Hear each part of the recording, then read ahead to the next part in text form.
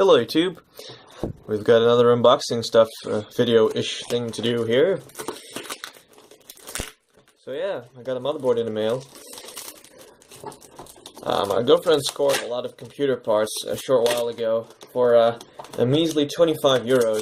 I did include a couple of CPUs, heatsink, a couple of video cards, a bunch of SATA hard drives, 500 gigs, and all that good stuff. For that extremely low amount of money. And we decided to see if we could build a couple of PCs out of that and make a small profit by just both investing a little bit in it. So the first machine that we're going to build is a Core to Duo machine with a very special motherboard. So yeah, let's get this bad boy off and get a better look. Take a look at that bad boy. This is an ABIT Fatality FP-IN9 SLI motherboard. Oh yes. This board is pretty massive, but yeah. Has some pretty nifty features on it. It's a socket 775 board, 4 RAM slots, NVIDIA SLI chipset.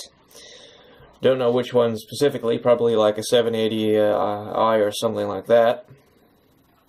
Or maybe slightly older, I don't know. Has 4 DDR2 RAM slots, dual PCI Express, probably 2 8x slots, or 1 16x if you want to use it like that. 2 PCI slots, 2 PCI Express 1x slots, 8-pin CPU power, which is interesting, probably for the Core 2 Quad Extreme CPUs. We also have a Molex connector right here for extra auxiliary or extra power. Got 2 IDE ports right here. They're at an angle, so you can, if you have a really overbuilt case, you can just easily slide them in there. 24-pin ATX power, of course, 4 SATA ports. They're down here. It still has a floppy connector.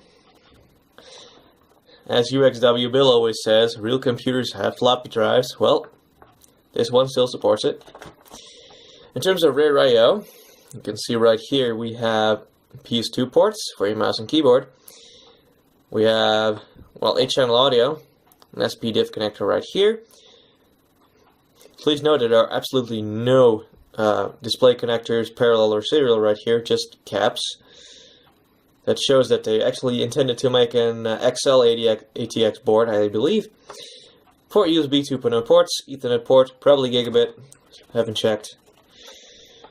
Because quite frankly, I have more to do with my miserable life.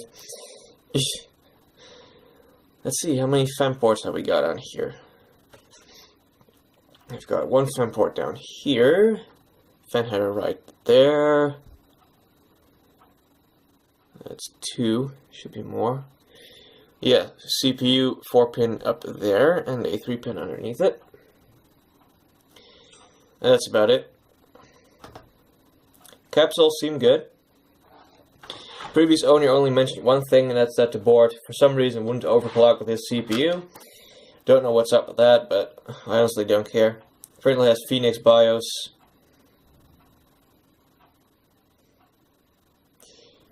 And yeah. By the way, this is one very interesting little card here. It looks like a laptop SODIMM slot. It's actually an SLI switch mode card. If you put it the other way around, you engage SLI mode for the motherboard. Probably because the spacing here is so large, you don't really get any small SLI bridges to fit over the cards. So there is no onboard video or anything. So we're going to need an extra video card to help us out testing this. But yeah, that's the short overview part of the video. So I guess we're going to get our hands dirty and start assembling a test platform so we can actually do something to it. But first of all, I have to get it out of there. And I will get some anti-static bags or something like that. Well, you know what, I'll just grab myself and I think we should be good. So yeah, let's get started. Okay, there we go. So, I've got all the preparations done. The CPU we're going to be using is a Core 2 Duo, and this is an E6300 1.86 GHz. This was free. And, of course, a default socket 775 heatsink fan combination. And some Arctic Silver 5. Because anything less than that is for total noobs, in my opinion. Always use good thermal interface material. Keep that in mind. For the GPU, we're going basic mode.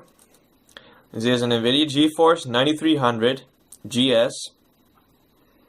Pretty much the same GPU as the 9300 or the 9400 GT, just with a little bit lower clock speeds, I guess. Features VGA, HDMI, and DVI.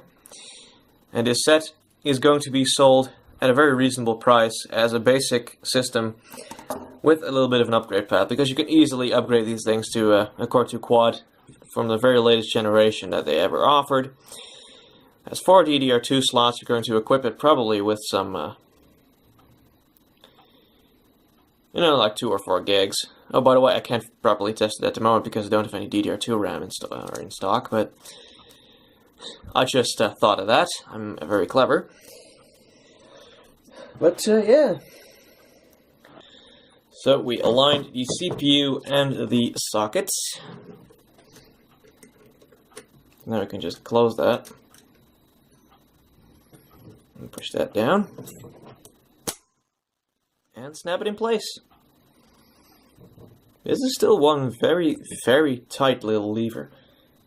That's good. Now I'm going to apply thermal paste.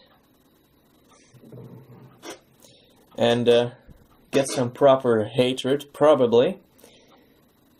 Because no one appears to be able to pull this off without getting a shitload of hate.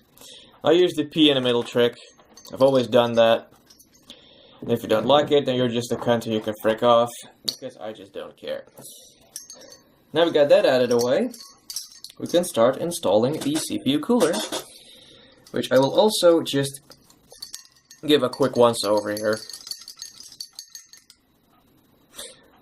Doesn't that sound Christmassy? It sure does. There we go, it's all clean now. Now let's see if I can do this without breaking any push pins. I haven't been very successful at doing so. Because push pin coolers need to go to hell. Because they are from hell. Okay, installation was quick and easy for once.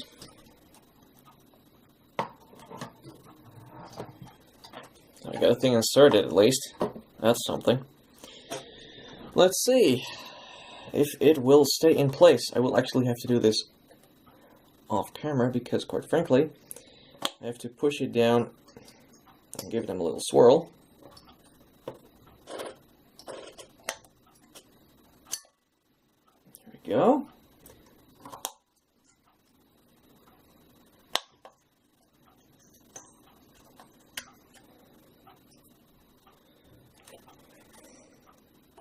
Results! We got it installed. None of the push pins actually broke off this time. This time I actually took some more precautions, I guess. The only downside being that the lead is sort of wedged by the previous owner. So we're gonna have to deal with that for a little bit. But I'll work that out off camera, and yeah. At least we got a CPU in there, and the cooler mounted. So, in the next video on this board, I will probably have some RAM to test it with.